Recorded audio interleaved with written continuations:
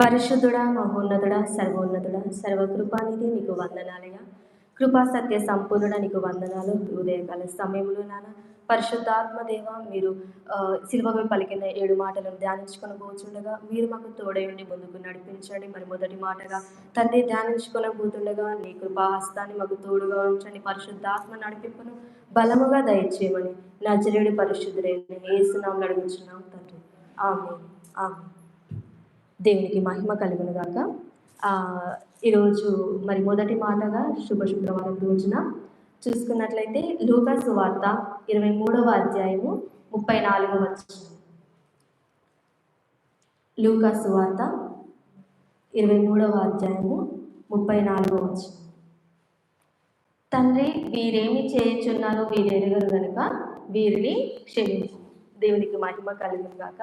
So ఈ సిలువపై పలికిన 7 మాటల్లో మనం జ్ఞాపకం చేసుకున్నట్లయితే ప్రతిదీ దేవుని యొక్క స్వభావాన్ని మనం అక్కడ చూసుకోవచ్చు. మొదటి మాటగా మనం గమనించుకున్నప్పుడు తండ్రి వీరేమి చేయుచున్నారో వీరెరుగరు కనుక వీరిని క్షమింపు. అంటే ఇక్కడ మనం జ్ఞాపకం చేసుకోవాల్సింది దేవుని యొక్క స్వభావం. తండ్రి చిత్తాన్ని నెరవేర్చడానికి కుమారుడు ఈ లోకానికి వచ్చిండు కదా. సో వచ్చిన కుమారుడి స్వభావం ఎలా ఉంది అనేది మనం జ్ఞాపకం చేసుకుందాం. ఆ స్వభావం నుంచి మనం ఏం నేర్చుకోవాలనేది మనం ఈరోజు చూసుకుందాం. దేవునికి మహిమ కలుగును గాక. మొదటగా మనము ఆ మాటను మనం గమనించుకున్నట్లయితే తండ్రి వీరేమి చేయుచున్నారో వీరెరుగరు కనుక వీరిని క్షమింపు. మొదట దేవుడు ఎవరిని ఆశ్రయించిండు?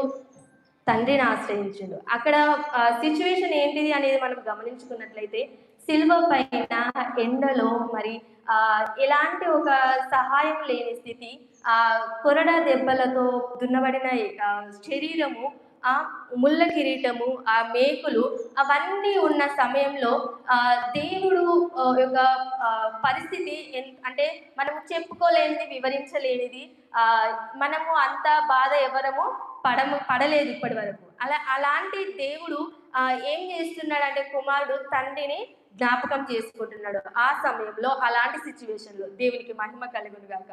సో ఇప్పుడు మనం చేయవలసింది ఏంటిదంటే దేవుని కృపను బట్టి, మనకు అనుగ్రహించిన ఆ పరిశుద్ధాత్మ నడిపింపును బట్టి మనం ఏం చేయాలంటే మనం ఎలాంటి సిచ్యువేషన్ అయినా, అది కష్టమైన సుఖమైన, ఎంతటి ఒక కష్టం కూడా మనం వెళుతున్నా, అది అనారోగ్యమైన, అప్పులైనా, ఎలాంటి ఒక పరిస్థితి అయినా కానీ మనము దేవుణ్ణి ఆశ్రయించాలి అనేది, అంటే తండ్రిని మనము జ్ఞాపకం చేసుకునే వారిలాగా ఉండాలి. నెక్స్ట్ ఇది మనం గమనించుకున్నట్లయితే వీరేమి చేయుచున్నారో వీరు ఎరుగరు అని కుమారుడు ఏం చేస్తున్నాడు? దేవుడు ఆ యొక్క మనుషులను గురించి మాట్లాడుతున్నాడు. దేవునికి మహిమ కలుగును గాక. ఒకసారి మనము గమనించుకున్నట్లయితే మన యొక్క వ్యక్తిత్వము మనుషుల పట్ల ఎలా ఉన్నది? మనము ఎఫెసీయులకు రాసిన పత్రిక 6వ అధ్యాయము 12వ వచనము. అంటే ఇక్కడ దేవుడు మనుషులను ఎలా సంబోధిస్తున్నాడు, ఆయన దృష్టి ఎలా ఉన్నది, ఆయన చూసే విధానం ఎలా ఉన్నది మనుషులను అనేది మనం చూసుకున్నట్లయితే ఎఫెసీయులకు రాసిన పత్రిక 6వ అధ్యాయము 12వ వచనం.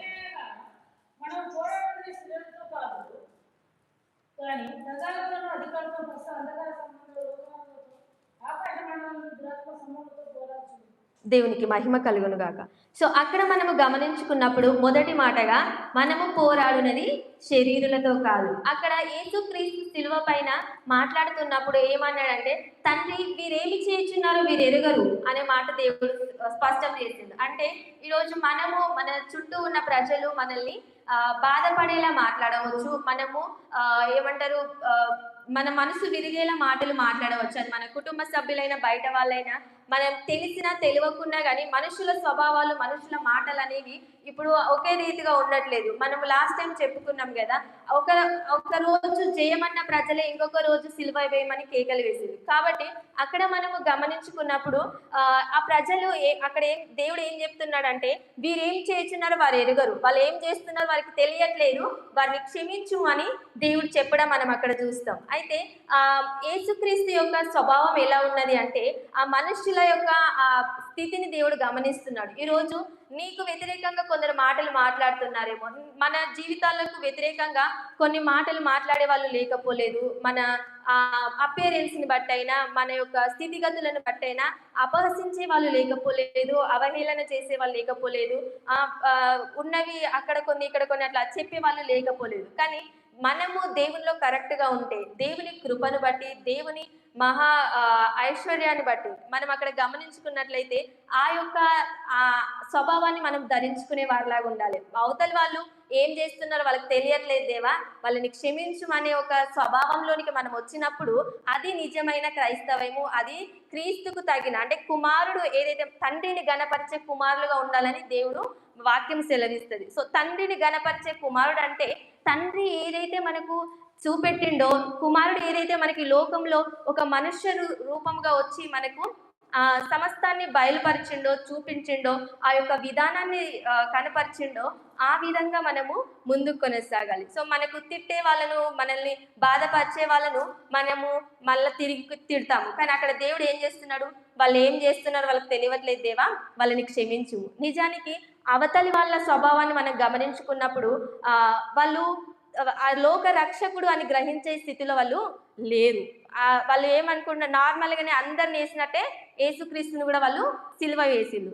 దేవునికి మహిమ కలుగును గాక. అక్కడ మనం వాళ్ళ విషయం గమనించుకున్నట్లయితే ఆ యొక్క ప్రజలు మరి మనము చూసుకున్నప్పుడు వాళ్ళ పరిస్థితి ఎలాగున్నదంటే వాళ్ళు తెలియక చేస్తున్నారు. ఈరోజు మనము కూడా మనల్ని దూషించే వాళ్ళను, మనల్ని హింసించే వాళ్ళను వాళ్ళ కోసం ప్రార్థించాలి. నిజానికి మనం ఒక మాట అనగానే 2 మాటలు అనేస్తాము. అంటే అక్కడ మనం ఇంకా తెలియని స్థితిలో ఉన్నట్టు అవుతుంది. అది మనకు తెలిస్తే దేవా వాళ్ళు ఏం మాట్లాడుతున్న వారికి అర్థం కావట్లేదు, వాళ్ళని క్షమించు. సో అంటే ఇలాంటి స్వభావంలోనికి మనం వచ్చినప్పుడు క్రీస్తుని మనము ధరించుకున్న వాళ్ళమైతాము. ఈ స్వభావం మనలో లేనంత కాలము మనము ఏమంటారు, పండగ క్రైస్తవులమా, లేదంటే వేషధారణ జీవితమా, ఇలాంటి వర్స్ అంటే క్రైస్తవం అనే ముసుగులో కూడా కొందరు జీవిస్తూ ఉంటారు. అంటే ఇలాంటి వర్స్ అనేవి వాళ్ళకు చెందుతాయి. అంటే మనము దేవుళ్ళలోనికి వస్తున్నామంటే దేవుణ్ణి ధరించుకోవాలి. క్రీస్తుని మన సొంత రక్షకునిగా అంగీకరించినప్పుడు దానికి తగిన జీవితాన్ని మనము జీవించినంత కాలము ఆ ముసుగులోనే మనం జీవిస్తున్నాము. అంటే ఒక చర్చి క్రైస్తవులు అంటే ఆదివారం మర్చిపోవడము ఇలాంటివి చేస్తున్నాం అనేది మనం చూసుకోవచ్చు. సో అక్కడ మనము వాక్య భాగంలో చూసుకున్నట్లయితే మనం పోరాడునది శరీరులతో కాదు అని దేవుని వాక్యం సెలవిస్తున్నది కదా. సో మనకు సీన్లో ఎవరు కనిపిస్తారు? మనుషులు కనిపిస్తారు. కానీ మనం పోరాడాల్సింది ప్రార్థనలో పోరాడాలి. పోరాడినప్పుడు దేవుడు మనకు విజయం ఇస్తాడు. ఏ సైతాను కాడి వాళ్ళ మీద ఉండి మనల్ని హింసిస్తుందో, ఏ సైతాను కాడి ఆపోజిట్ వాళ్ళ మీద ఉండి మనల్ని దూషించేలా మాట్లాడుతుందో, మనల్ని గాయపరిచేలా మాట్లాడుతుందో, ఆ కాడి విరగబడేలా, ఆ బంధకాలు తెగేలా మనము ప్రార్థించినప్పుడు ఏమైందంటే అక్కడ దేవుని కార్యం అనేది జరుగుతుంది. దేవునికి మహిమ కలుగును గాక. మన కుటుంబాలలో కూడా తాగే వాళ్ళు ఉండకపోలేదు, గొడవలు చేసే వాళ్ళు ఉండకపోలేదు. మనం చెప్పిన అంటే మనం మంచిగా ఉన్నా కానీ అవతలి వాళ్ళు మంచిగా ఉండే స్థితి లేదు. వాళ్ళు ఏం చేస్తారు? మనల్ని గాయపరిచేలా, మనల్ని బాధ పెట్టేలా ఏదో ఒక మాటలు మాట్లాడుతూ ఉంటారు. అది వాళ్ళు మాట్లాడతారని మనం అనుకుంటాము. కానీ నిజమైన దేవుని బిడ్డలు మరి ఆ వాక్యం తెలిసిన వాళ్ళు అక్కడ ఒక సైతాను కార్యం అనేది జరుగుతుంది అని గ్రహించుకొని మనం ఏం చేయాలి? వాళ్ళ కోసము ప్రార్థన చేయాలి. వాళ్ళు 2 మాటలు అంటే మనం ఇంకా 4 మాటలు అన్నప్పుడు అది గొడవ పెద్దదవుతుంది, సైతాను సంతోషపడుతుంది. దేవునికి మహిమ కలుగును గాక. మనము వాళ్ళ కోసం ప్రార్థించినప్పుడు మనల్ని మనం తగ్గించుకొని అక్కడ దేవుడు ఏం చేసి, అంత కుమారుడే కదా, అంత తగ్గించుకొని దేవుడు ఏం చేసిండు? వారిని క్షమించుమని అన్నాడు. సో మనము దేవుని కంటే గొప్ప వాళ్ళమైతే కాదు కదా. కాబట్టి మనం తోచినంతలో మనల్ని మనము దేవా మమ్మల్ని క్షమించండి, మా కుటుంబ సభ్యుల్ని క్షమించండి అని మనము క్షమించి మనం ప్రార్థన చేసినప్పుడు మనము మన జీవితాల్లో కార్యం చూస్తాం. దేవునికి మహిమ కలుగును గాక. ఇంకా లాస్ట్ తండ్రి వీరేమి చేయుచున్నారో వీరు ఎరుగరు అని మనుషుల గురించి అన్నాడు దేవుడు అక్కడ.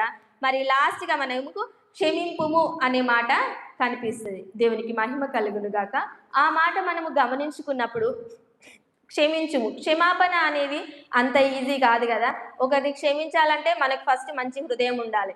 మనము ఒకరి మాట అన్న మనం పడాలంటే మనకు ఇంకా పెద్ద హృదయం ఉండాలి, మంచి ఓర్చుకునే ఒక అలవాటు అనేది ఉండాలి. అది కేవలము దేవుల్లో ఉన్నోళ్ళకే అది అర్థమవుతుంది, ఆ హృదయం కూడా వస్తుంది. దేవునికి మహిమ కలుగును గాక. సో ఆ మాట మనం గమనించుకున్నట్లయితే ఇప్పుడు మనము చూసుకున్నాము, దేవుని వాక్యంలో మనము గమనించుకున్నట్లయితే యోసేపు గురించి మనందరికీ తెలుసు. యోసేపు జీవితం తెలుసు. యోసేపు యొక్క మరి జీవిత విధానం ఏంటో మనకు అందరికీ తెలుసు. అయితే సొంత అన్నలే ఏం చేసిండు యోసేపునంటే మరి అమ్మి వేసినట్టుగా మనం చూస్తాము. ఆ అమ్మి వేసిన సమయంలో తను ఏం చేయలేని స్థితి. తనకెవరు హెల్ప్ చేయడానికి లేదు. సొంత అన్నలే అమ్మి వేసినప్పుడు తనకి ఎక్కడి నుంచో హెల్ప్ అనేది లేదు. మళ్ళీ తర్వాత ఫరో ఇంటికెళ్తాడు. అక్కడ ఏం చేస్తారు? అక్కడ వాళ్ళ భార్య ఆయన మీద నింద మోపుతది. దేవునికి మహిమ కలుగును గాక. సో మళ్ళీ దాని తర్వాత ఆయన జైల్లో పడతాడు. జైల్లో పడిన తర్వాత మరి దేవుని కృపను బట్టి, ఆయన ప్రణాళికను బట్టి యోసేపు ఎక్కడికెళ్తాడు? మరి ఆ దేశానికే అధికారిగా నియమించబడతాడు. మనము గమనించుకున్నట్లయితే మన వ్యక్తిత్వము సరిగా ఉన్నప్పుడు ఆయన పాపం చేయడానికి అవకాశం వచ్చినా కానీ పాపము చేయలేదు యోసేపు. దేవునికి మహిమ కలుగును గాక. ఆయన ప్రాణం పోయేంత స్థితి, ఈవెన్ ఆ జైల్లో పడతా అని తెలిసినా కానీ తను దేవునికి వ్యతిరేకమైన కార్యాలు చేయలేదు. సో అంటే మన జీవితం అనేది ఏ స్థితిలో ఉన్నా దేవునికి అంగీకారంగా ఉన్నప్పుడు, మనము దేవునికి దృష్టికి యోగ్యులముగా ఉన్నప్పుడు, ఆయన దృష్టికి అంగీకారంగా ఉన్నప్పుడు ఏమైతుందంటే ఆటోమేటిక్గా అది కష్టమైన సుఖమైన, అది ఎలాంటి అవహేళనైనా అపహేళనైనా, అది ఒక జైలు స్థితి అయినా, అది అమ్మివేయబడిన స్థితి అయినా కానీ దేవుని ప్రణాళికలో మనం ఉంటే ఆ ప్రణాళిక ఎక్కడికి తీసుకెళ్తుంది మనల్ని? అధికారులను, ఒక చిన్న అధికారి దేశం అంతటి మీదికి దేవుడు అతన్ని అధికారిగా చేసిండు. సో అంటే ఒక క్షమాపణ, ఆ తిరిగి మళ్ళీ అన్నదమ్ములు వచ్చినప్పుడు కూడా యోసేపు ఏం అనలేదు. మరి వాళ్ళని చేర్చుకుంటాడు, వాళ్ళ మీద పడి ఏడుస్తాడు. సో అంటే అంతటి ఒక భక్తి పరుల జీవితాలు మనందరికీ తెలుసు. అంటే అలాంటి ఒక జీవితంలోనికి మనమందరము, అలాంటి ఒక జీవితాన్ని మనమందరము జీవించాలనేది ఇక్కడ ఉద్దేశం. సో మనము ఈ మొదటి మాట నుండి తండ్రి వీరేమి చేస్తున్నారు వీరు ఎరుగరు కనుక వీరిని క్షమింపుము అంటే తండ్రిని ఆశ్రయించాలనేది మొదటిగా మనం తెలుసుకున్నాము. రెండవది ఏంటంటే మనుషుల స్వభావాలు అనేవి వాళ్ళ వ్యక్తిత్వం అనేది చంచలంగా ఉంటుంది. ఒకసారి ఒకలా, ఇంకొకసారి ఇంకొకలా ఉంటుంది. కానీ దేవుని కృపను బట్టి మనం ముందుకు కొనసాగినప్పుడు ఎలాగైతే యోసేపును దేవుడు దీవించిండో, ఎలాగైతే యోసేపు ఎన్ని అవమానాలు ఎదుర్కొన్నా, ఎన్ని సొంత వాళ్ళ కుట్రలోనే పడినా కానీ దేవుని కృపను బట్టి దేవుడు ఏం చేసిండు? ఆయన ప్రణాళికలో ఉన్నాడు కాబట్టి ఆయన అంటే ఎక్కలేని ఎంత ఎత్తైన కొండలకు ఎక్కించాడు. ఆ ఒక జైల్లో ఉన్నప్పుడు యోసేపు ఏమంటాడంటే ఆ ముందు అంటే వాళ్ళతో మాట్లాడతాడు, మమ్మల్ని బయటికి పంపియండి అన్నట్టు. కానీ ఒకవేళ బయటికి వెళితే అది దేవుని ప్రణాళిక కాదు. అంటే మనం ఎక్కడ ఉన్నా కానీ అది మనకు ఆశీర్వాదకరమే అనేది మనం గుర్తుపెట్టుకోవాలి. మనం చేయాల్సింది దేవుని చిత్తంలో ఉండడానికి ప్రయత్నించాలి. దేవుని చిత్తంలో ఉంటే అది మనకు అన్ని సమకూర్చి జరిగించబడతాయి. అంటే ఆయనను ప్రేమించే వారికి, ఆయన సంకల్పము చొప్పున పిలువబడిన వారికి మేలు కలుగుటకై సమస్తము సమకూర్చి జరుగుతుంది అంట. దేవునికి మహిమ కలుగునుగా.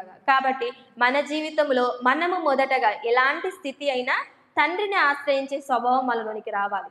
అవతలి వాళ్ళు ఎలా ఉన్నా కానీ వారిని క్షమించే హృదయం మనలోనికి రావాలి. అంటే వాళ్ళ ఒక పరిస్థితిని అర్థం చేసుకునే స్థితి మనలో ఉండాలి. అంటే అవతలి వాళ్ళు మనల్ని తిడతారు కదా అని మనము 2-3 మాటలు ఎక్కువ అన్నంత మాత్రాన అక్కడ మన కొమ్ములేం పెరగవు. అంటే మనము అంటే దేవుని స్వభావం అనేది అక్కడ చూపించబడదు. నరుని కోపం అంటే దేవుని నీతిని నెరవేర్చదు అని మనం చూస్తాం కదా. అంటే మన కోపం అనేది దేవుని నీతిని నెరవేర్చదు. మన యొక్క వ్యక్తిత్వం, మన యొక్క దూషణ మాటలు అనేవి దేవుణ్ణి ప్రతిబింబించకపోతే ఎన్ని రోజులు మనము చర్చికి వచ్చినా, ఎంత ప్రార్థన చేసినా వ్యర్థమే. సో మన స్వభావాన్ని వేషధారుల వలె కాకుండా మన స్వభావాన్ని మనము సరిచేసుకొని ముందుకు కొనసాగాలనేది ఈ వాక్య భాగం యొక్క ఉద్దేశం. ఏదైతే క్రీస్తు ఆ సిలువలో తన స్వభావాన్ని చూపెట్టిండో ఆ స్వభావాన్ని మనము ధరించుకొని ముందుకు కొనసాగాలనేది ఈ మొదటి మాట యొక్క ఉద్దేశము. దేవుడికి మహిమ కలుగునుగాక. ఈ మాటలు మన హృదయాలలో, మన జీవితాలలో ఫలించునుగాక. ఆమేన్.